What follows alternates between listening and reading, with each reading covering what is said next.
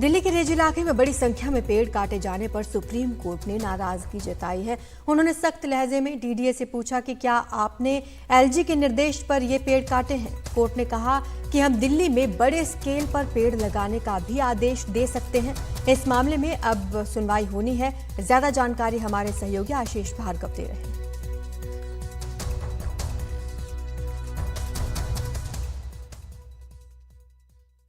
दक्षिणी दिल्ली में रीज इलाके में बिना अनुमति के पेड़ काटने पर सुप्रीम कोर्ट बहुत सख्त हो गया है और सुप्रीम कोर्ट की स्पेशल बेंच ने साफ कर दिया है कि वो इस सच्चाई का पता लगाएगा कि आखिरकार किसके निर्देशों पर पेड़ काटे गए।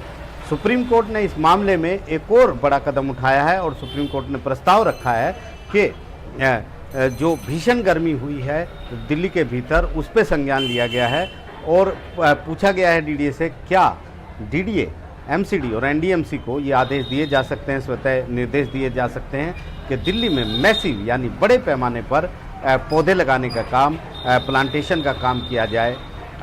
किस तरीके से किया जाए इस पर डीडीए से जवाब मांगा है और उसके बाद सुप्रीम कोर्ट में जस्टिस ए अशोक और जस्टिस उज्जवल भुइयां की जो स्पेशल बेंच है आगे कदम बढ़ाएगी, यानी एमसीडी और एनडीएमसी जैसी म्यूनिसिपैलिटीज़ को, निगम को वो इसमें शामिल करेंगे।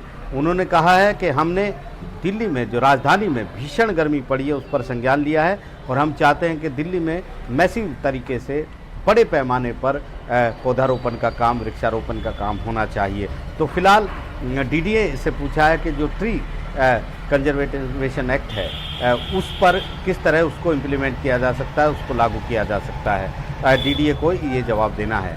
और इसके साथ साथ दक्षिणी दिल्ली में जो करीब 1100 पेड़ बिना सुप्रीम कोर्ट की अनुमति के काट दिए गए थे उस पर सुप्रीम कोर्ट ने डीडीए के वाइस चेयरमैन को कंटेम्प्ट नोटिस जारी किया था। उस पर सुप्रीम कोर्ट और सख्त हो गया है और सुप्रीम कोर्ट ने डीडीए के वाइस चेयरमैन से पूछा है कि वो तमाम रिकॉर्ड दे के क्या 3 फरवरी को जब एलजी ने यानी उपराज्यपाल दिल्ली के उन्होंने विजिट वहाँ पर किया था, दौरा किया था, तो क्या उसका कोई रिकॉर्ड डीडीए के पास उपलब्ध है।